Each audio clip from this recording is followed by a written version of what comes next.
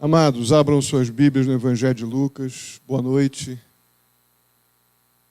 Lucas, capítulo 10.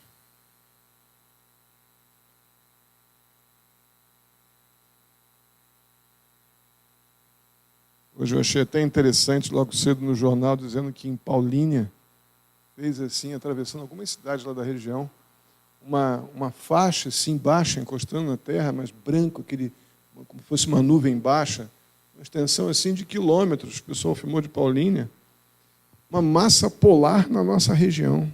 Chique, né? Uma massa polar encostada na terra, uma imagem interessante, parecia um paredão assim, branco, né? Logo cedinho. E vem o frio. Amados, vamos fazer a leitura do verso 25 até o verso 37. Do verso 25 ao 37, Evangelho de Lucas, capítulo 10. Diz assim: certa ocasião, um perito na lei levantou-se para pôr Jesus à prova e lhe perguntou: Mestre, o que preciso fazer para herdar a vida eterna? O que está escrito na lei, respondeu Jesus. Como você a lê? Ele respondeu: ame o Senhor, o seu Deus, de todo o seu coração, de toda a sua alma, de todas as suas forças, de todo o seu entendimento, e ame o seu próximo como a si mesmo. Disse Jesus: você respondeu corretamente, faça isso e viverá. Mas ele, querendo justificar-se, perguntou a Jesus: e quem é o meu próximo? Em resposta, Jesus disse: um homem descia de Jerusalém para Jericó, quando caiu nas mãos de assaltantes. Estes lhe tiraram as roupas. Será que ele estava no Rio? Não, né? Espancaram-no e se foram, deixando-o quase morto. Aconteceu estar descendo pela mesma estrada um sacerdote. Quando viu o homem, passou pelo outro lado. E assim também um levita. Quando chegou ao lugar e o viu, passou pelo outro lado. Mas um samaritano, estando de viagem, chegou onde se encontrava o homem e, quando o viu, teve piedade dele. Aproximou-se, enfaixou-lhe as feridas, derramando nelas vinho e óleo. Depois colocou-o sobre o seu próprio animal, levou-o para uma hospedaria e cuidou dele. No dia seguinte, deu 2 denários ao hospedeiro e lhe disse: cuide dele. Quando eu voltar, lhe pagarei todas as despesas que você tiver. Qual destes 3 você acha que foi o próximo do homem que caiu nas mãos dos assaltantes? Aquele que teve misericórdia dele, respondeu o perito na lei. Jesus lhe disse: vá e faça o mesmo. Amém? Vamos orar. Pai Santo, muito obrigado mais uma vez por cada querido irmão aqui nesta noite. Peço que o Senhor renove o vigor de cada um, que possamos ter toda a nossa atenção agora dirigida para aquilo que o Senhor há de falar conosco pela Tua palavra. Aceita a nossa gratidão, adoração, nosso culto. Assim eu te peço, Pai Santo, em nome de Jesus. Amém.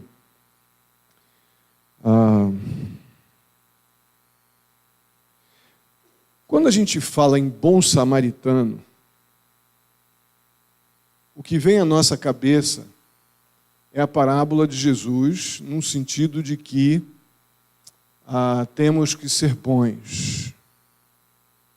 Não é? Até no credo popular, na filosofia popular, na religiosidade popular, quando se pensa em fazer alguma coisa em prol de outra pessoa, uma pessoa ligada com vínculos religiosos, com alguns conceitos de histórias bíblicas na cabeça, vai falar ou lembrar, né? Não, nós temos que ser bons samaritanos.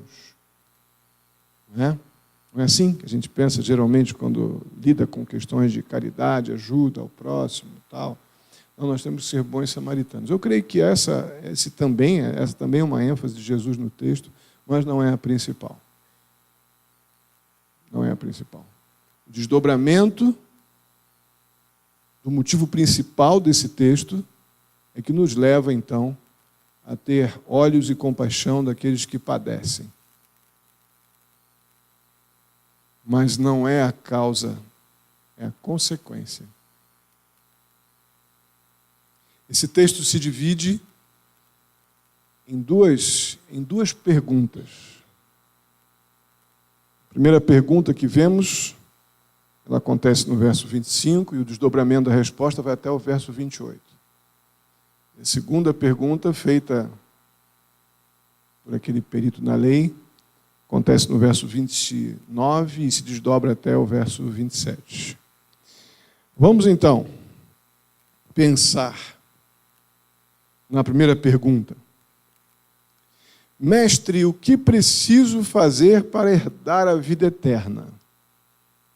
Irmãos, esse homem que está arguindo Jesus aqui é um advogado fera.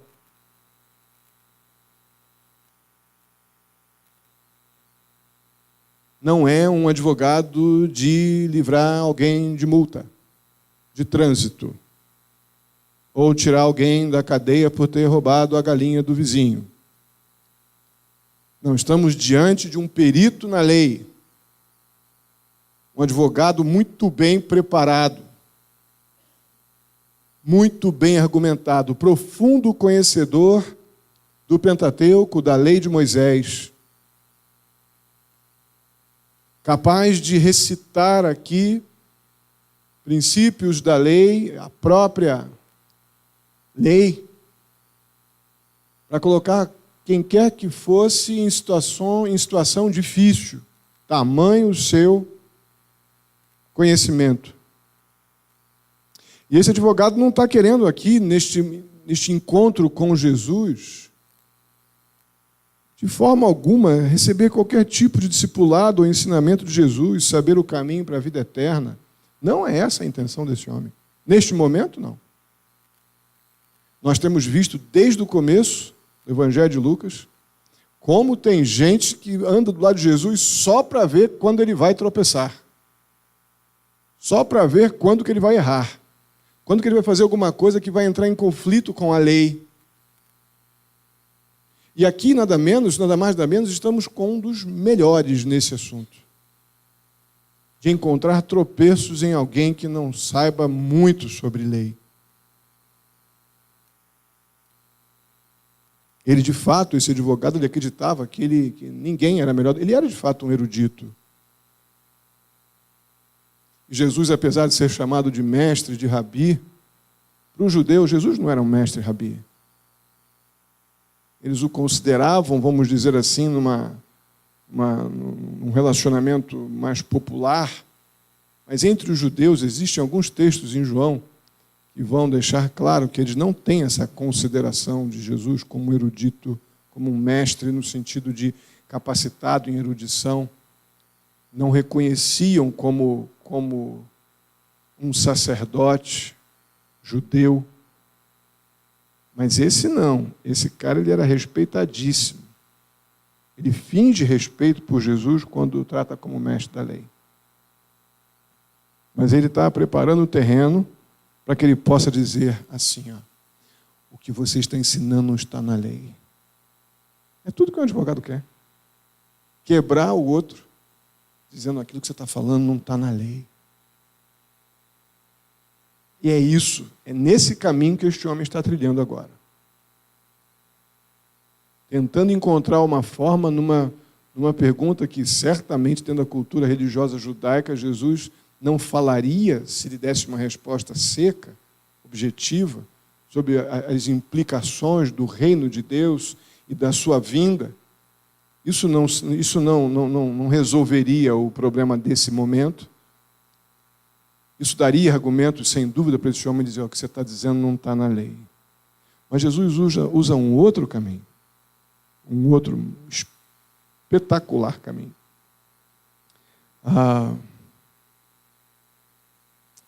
uma das coisas muito interessantes desse curto diálogo que a gente vê aqui no texto é que Jesus é arguído, mas ele responde com outra pergunta. As duas vezes. Ele responde colocando, então, o perito na lei para pensar. Verso 26, ele responde, então, dizendo: o que está escrito na lei? Aí imagino que o advogado já deve ter... essa eu não esperava. O que está escrito na lei?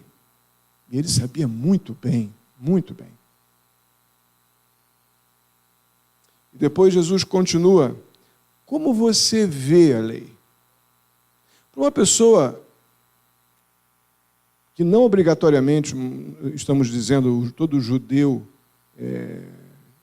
conhece a lei, conhecia a lei, que tinha desejo de fazer as coisas de acordo com a lei, não obrigatoriamente era uma pessoa má, perversa, com má intenção, um diabo, de forma nenhuma.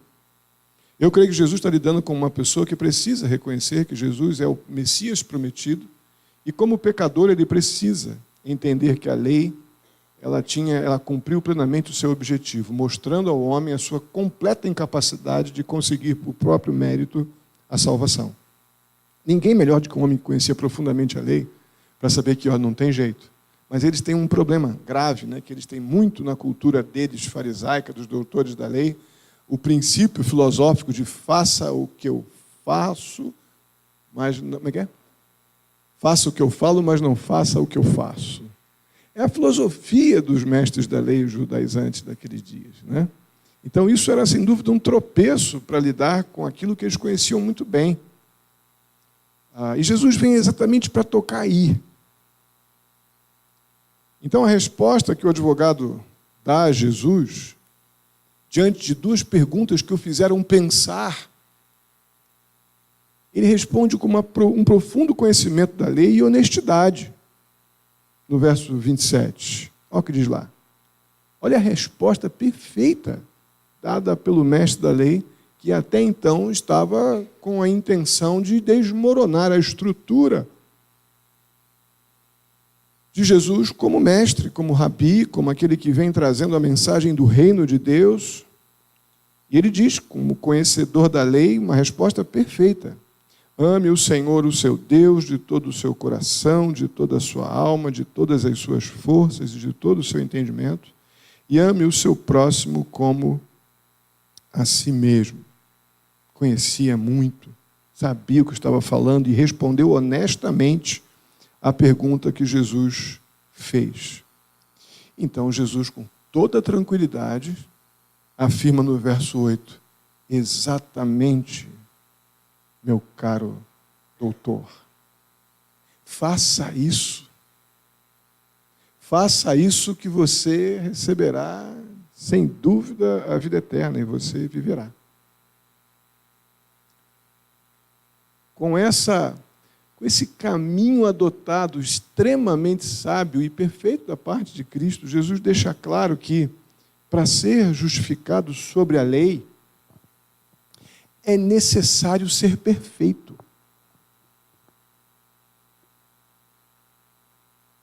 Para poder ter certeza da salvação olhando para a lei, a necessidade de não tropeçar em nenhuma cláusula, nenhuma partícula da lei. E esse advogado sabia muito bem disso. E, obviamente, essa é a última resposta, ou é a última situação que aquele advogado queria estar, de não ter como confrontar isso. O sistema de vida religiosa daquele perito na lei ou do próprio judaísmo tornou, sem dúvida alguma, na perspectiva da mensagem do reino que Jesus veio implantar, tornou a vida eterna impossível. Porque o homem é completamente incapaz de ser perfeito na observância da lei. Ninguém poderia fazer isso.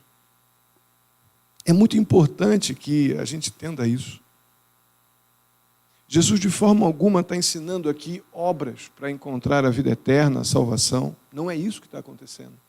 Mas ele está realmente ensinando para aquele homem, que numa primeira intenção já sabemos o que ele queria, ele está ensinando que fazer aquilo que é bom, a boa obra, guardar a lei, achando que ele poderia mantê-la viva através de uma obediência rigorosa, não é possível, não tem como esse tipo de observância salvar ninguém. Por quê? Porque ninguém obedece à lei perfeitamente. Porque a lei é um padrão santo de Deus, é o caráter de Deus visto na lei, e o homem, na condição de pecador, ele vai estar sempre aquém da perfeição de Deus. A lei cumpre o seu propósito quando mostra que o homem é pecador. Então, ali o advogado, quando tentou condenar Jesus, ele acabou condenando a si mesmo. Toda a nação judaica, toda a rejeição a Jesus Cristo, como o Messias prometido e Senhor, caiu totalmente por terra. Então a gente pode pensar, né? Puxa vida, então, aquele homem baixou a cabeça e foi embora e se converteu. Não. Ele ainda foi adiante, ele era muito bom, muito capaz. Não satisfeito com a situação que ele ficou, o advogado tenta procurar um álibi para ele mesmo.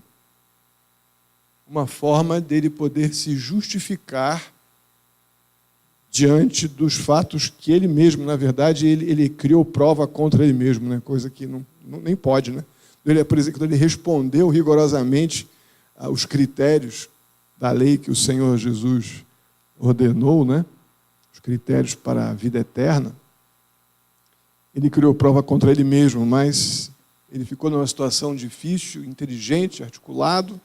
Ele volta-se para Jesus com uma intenção de justificar-se, mas quem é meu próximo, Senhor? Verso 29. Quem é meu próximo? Será que ele não sabia? Mas ainda tentou dar uma última cartada. Interessante que a passagem que o advogado, o mestre da lei, ou o perito da lei acabou de citar, foi: ame o Senhor, seu Deus, com todo o seu coração, alma, mente e força. Eu creio que esse deveria ser o motivo da segunda pergunta, né? Senhor, como é que eu faço para amar desse jeito? Mas não foi. Isso é que me deixa mais à vontade para afirmar que o coração dele não estava, neste momento aqui, pelo menos, ligado à ideia de querer ir para o céu, de querer ser ensinado por Jesus. O problema dele é: quem é meu próximo? Eu não sei quem é meu próximo. Ele está preocupadíssimo com eu vou ter que amar meu próximo. Eu pensava sobre isso mais cedo. Interessante como essa ordem de amar o próximo até hoje nos constrange. É tão mais fácil amar o distante, amar aquela pessoa que a gente não tem vínculo. O vínculo é de: oi, tudo bem, eu recebo algum benefício, eu faço algum benefício, mas não há uma convivência para que eu tenha tempo de sentir raiva e não queira mais amar.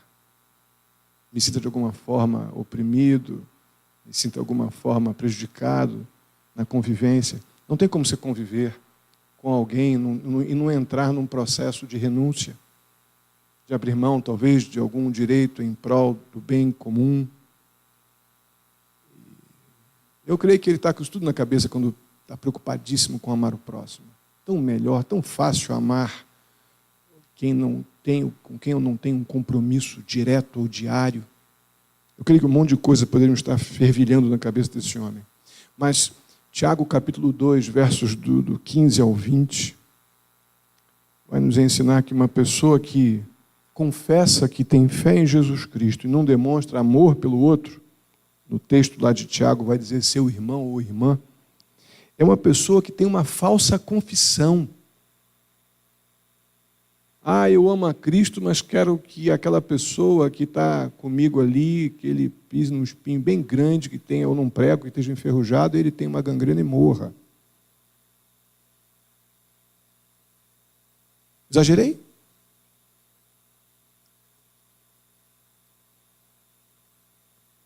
A questão é muito prática e séria, muito séria.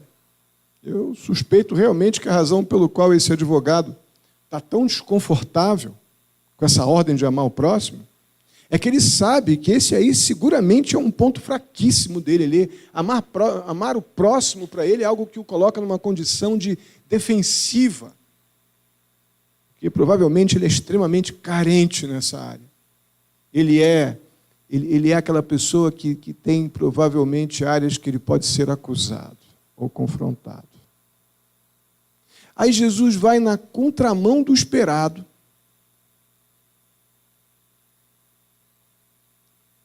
Em vez de tentar ali continuar e agora dar um checkmate com algumas questões, por exemplo, da lei, a lei fala tantas vezes sobre o amar o próximo, diz que ele é tão entendido na lei. Jesus vai com muito mais cuidado, com a expectativa de que aquele homem se arrependa. Jesus faz um caminho improvável e, mais uma vez, extremamente confrontador, contando a história, então, do samaritano, ou do bom samaritano. Vamos relembrar.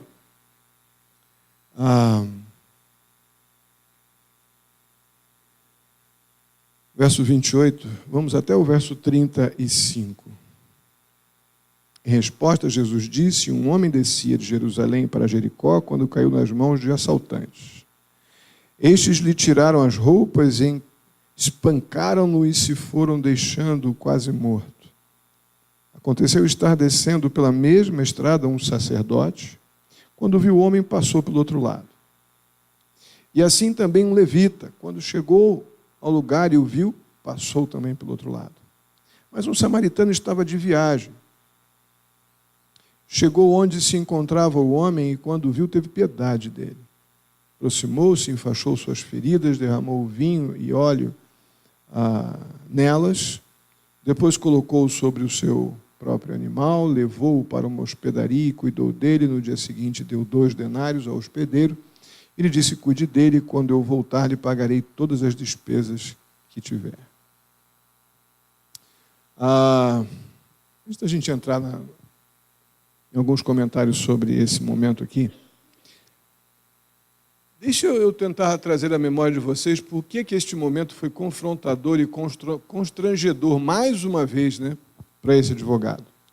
Irmãos, quando os assírios eles derrotaram Israel, no primeiro momento, eles dispersaram o reino do norte. Estão lembrados? No mapinha lá que tem na sua Bíblia, reino do norte lá em cima, reino do sul lá embaixo, Judá.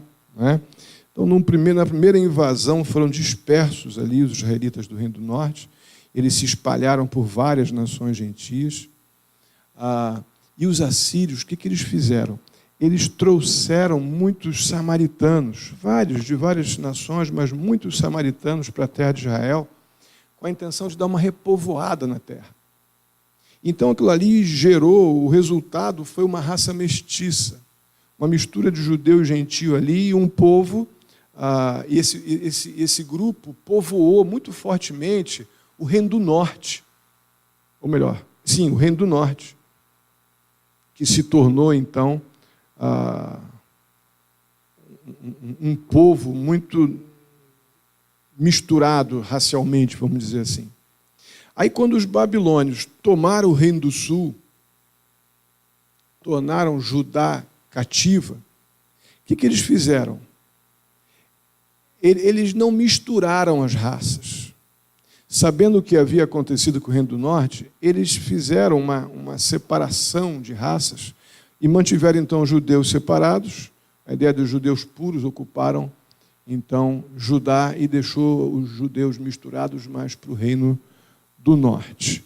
Isso, obviamente, além de vários relatos, temos em Esdras, Neemias, alguns relatos nesse período aqui, onde os samaritanos fizeram mal mesmo para os judeus.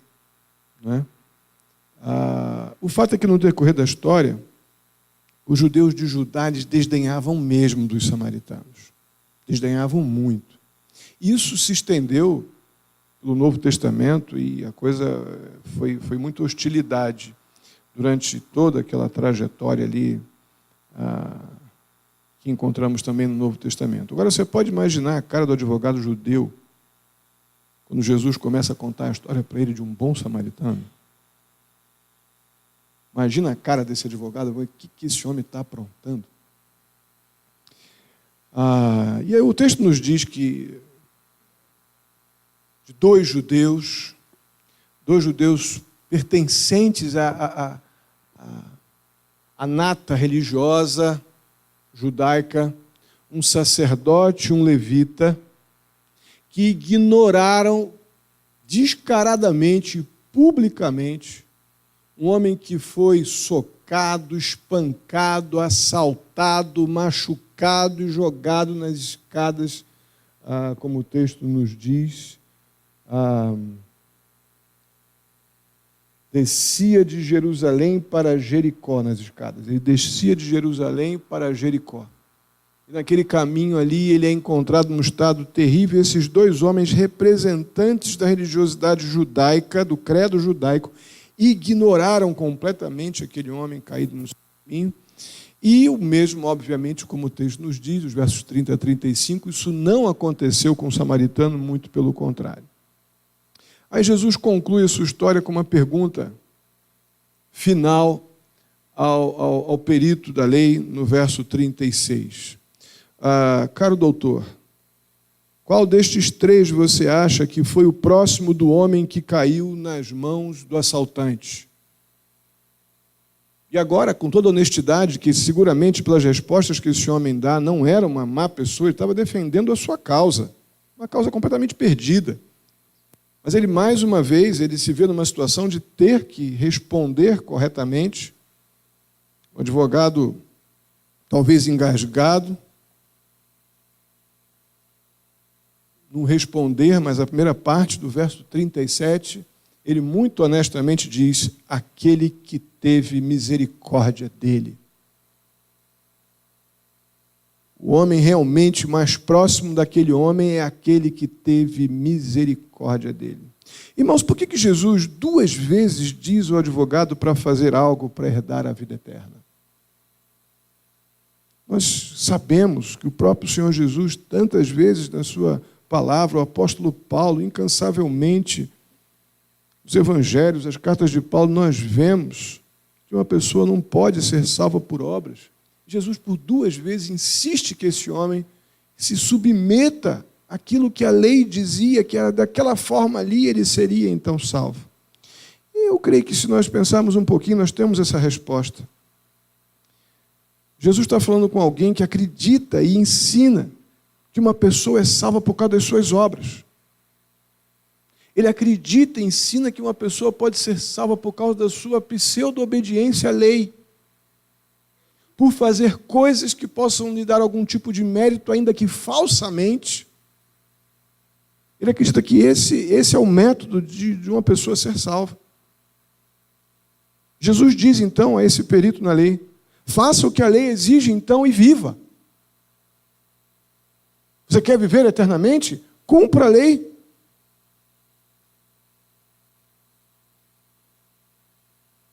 Mas por que ele fez, o advogado, por que ele fez essa pergunta para Jesus? Ou como, né? Ele simplesmente estava perguntando a Jesus, fazendo esses questionamentos com base naquilo que ele cria, com base na lei. O que devo fazer para eu ter a vida eterna? Me diz aí como é que faz de 1 a 10, Jesus, que eu sou um cumpridor da lei. Agora, se o senhor não cumpre a lei, o senhor está errado. Então, o senhor pare de pregar. Agora, se o senhor me disser de 1 a 10 como é que se cumpre, então, os requisitos para poder ter mérito para ir para o céu, me diga. Ele estava certo que Jesus não tinha essa resposta. Só que Jesus tinha. E ele mesmo disse: olha, ame o teu próximo. Todo o teu coração, toda a tua alma, todo o teu entendimento. Faça isso e você viverá. Irmãos, este homem não reconheceria ou não reconhecerá Cristo como Messias até que ele, em primeiro lugar, se afaste da sua autossuficiência. Se afaste desse mecanismo de achar que a salvação vem por algum tipo de mérito ou obra da lei.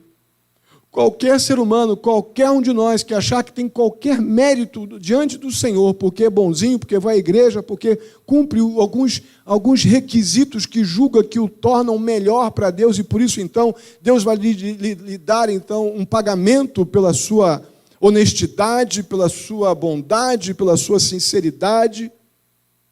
Está muito enganado quem pensa assim. Este homem não teria condição deste homem ninguém ser salvo, a não ser que reconheça a sua completa incapacidade, se afaste da sua autossuficiência para encontrar salvação através por qualquer tipo de mérito ou obra.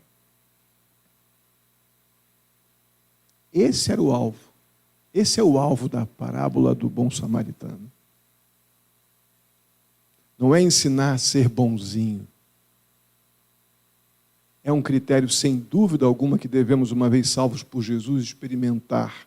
Se fomos amados e salvos pela graça, miseráveis que estavam esfarrapados no chão, machucados pelo pecado, sem condições alguma de prover para si qualquer coisa.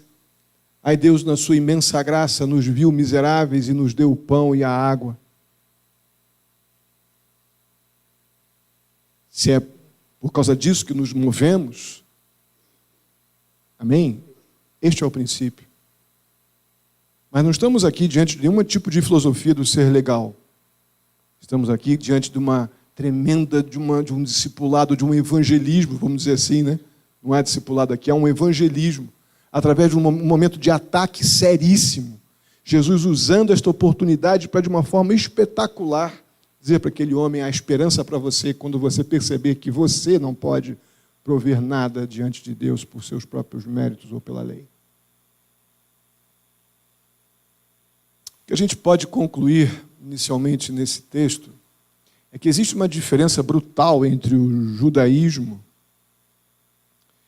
e a salvação que vem pelo judaísmo e a salvação que vem por Cristo.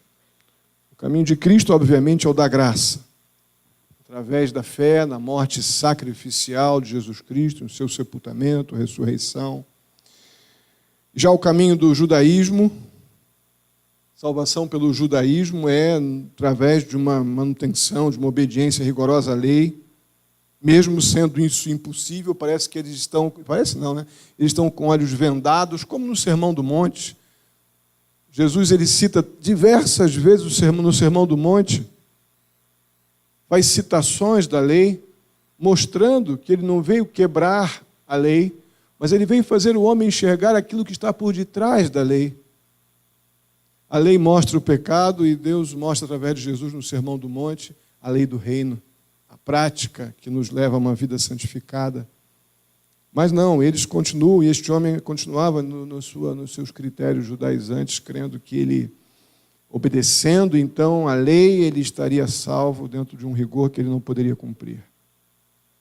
Então, se uma pessoa realmente supõe que ganhou a vida eterna por causa das suas obras ou por lei, então essa salvação era por causa do seu trabalho. Esse é o grande princípio por detrás da salvação no judaísmo. E, obviamente, não é surpresa, depois dessa afirmação, que tanto o sacerdote como o levita, passando por aquele homem naquele estado, não tiveram qualquer tipo de misericórdia, porque eles julgavam aquele tipo de pessoa, uma pessoa que não podia fazer nada por si, era um homem, era um lixo humano, porque ele não poderia, como é que ele estava naquele... Na verdade, ele estava naquele estado por causa do seu pecado, por não obedecer à lei, por isso que ele estava naquele jeito. Essa é a mentalidade do judaísmo. Então eles olhavam as pessoas miseráveis como alguém que não merece sequer ser olhado, é pior que cachorro. Porque ele não obedeceu à lei, estava sofrendo as penalidades de ser um desobediente à lei. Sem dúvida, o sacerdote e o levita fizeram apenas aquilo que eles criam, não expressando nenhum tipo de misericórdia para aquela pessoa. A questão, irmãos, é que justiça própria é a mãe do legalismo e a inimiga mortal da misericórdia. Por outro lado, a graça é a mãe da misericórdia. Sem a graça de Deus, expressões de misericórdia são gestos de caridade sem impacto na eternidade. Mas por causa da graça de Deus que nos alcançou, nós os que estávamos na condição daquele homem, no caminho ali de Jericó para Jerusalém, e fomos alcançados por graça maravilhosa, sem dúvida alguma, quem já experimentou dessa graça, também precisa, deve e tem tudo para colocá-la em prática, expressando também misericórdia. Então, por obra dessa graça soberana, o pecador que confessa Jesus como a provisão de Deus pelo seu pecado, ele tem a garantia do perdão e da vida eterna. Ele está salvo. Por quê? Porque Jesus Cristo é o único que cumpriu a lei. É o único que foi o perfeito sacrifício, o sacerdote e o sacrifício. É o único que cumpriu plenamente a lei, então ele foi perfeitamente capaz para ser aquele que foi à cruz e morreu pelo nosso pecado.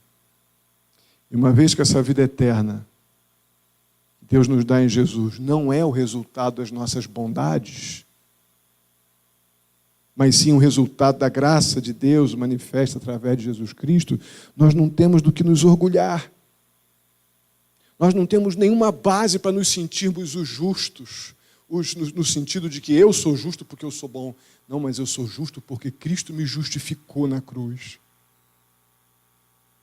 Não há necessidade de qualquer motivo, de qualquer possibilidade de orgulho pessoal, porque foi tudo feito plenamente por Jesus. E porque Deus então foi misericordioso e gracioso conosco, repito, nós podemos sim mostrar misericórdia aos outros. Interessante que a gente, quando eu lembro, né, aquilo que eu falei aqui naquele seminário sobre discipulado, que muitos devem lembrar ainda, que nós somos apenas os miseráveis, os paupérrimos, os pedintes de rua, os mendigos no chão, que receberam o pão primeiro. Lembram disso? Mas nenhum de nós fisicamente estava nessa situação ou já esteve. Isso é uma figura muito forte de linguagem para dizer que mesmo bonitinhos e arrumados como estamos aqui agora, sem Jesus Cristo, não passamos de trapos de miséria.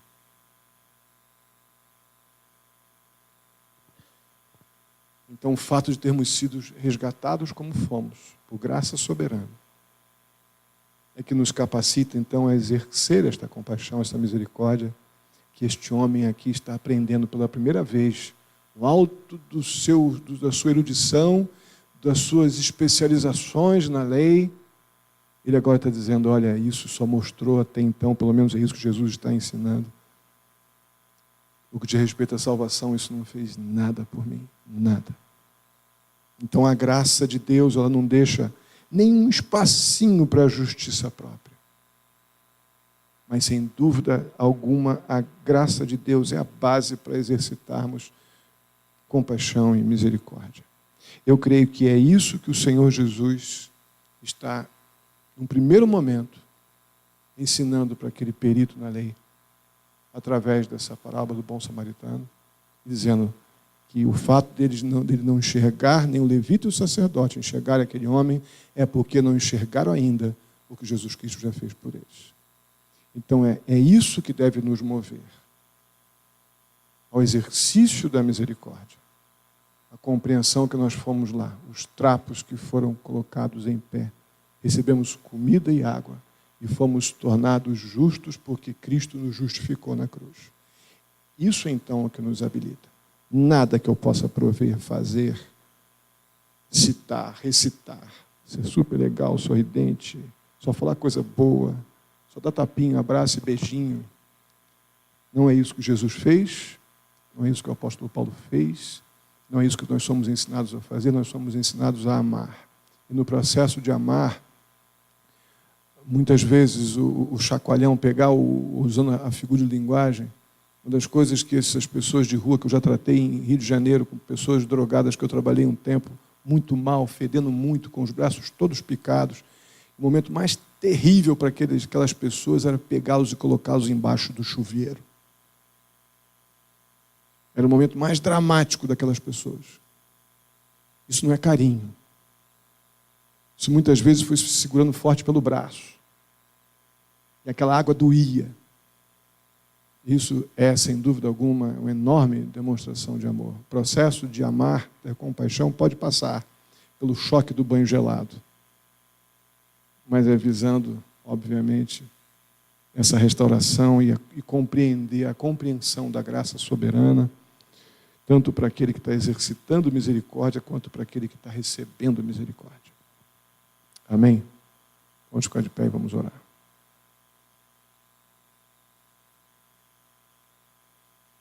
Santo Deus, obrigado, ó Pai, mais uma vez, por podermos olhar para a Tua palavra e ver como tudo isso aqui se relaciona conosco agora, com a nossa vida, com a nossa salvação, com os nossos gestos, com o nosso movimento na direção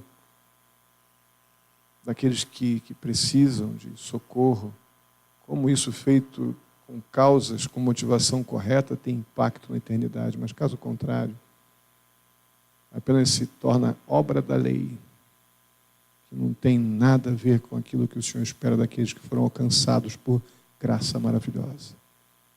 Ajuda-nos a compreender e a praticar as verdades aqui, ensinadas pelo Senhor. Assim eu te peço, ó Pai, agradecido, em nome de Jesus. Amém. Vamos orar, irmãos.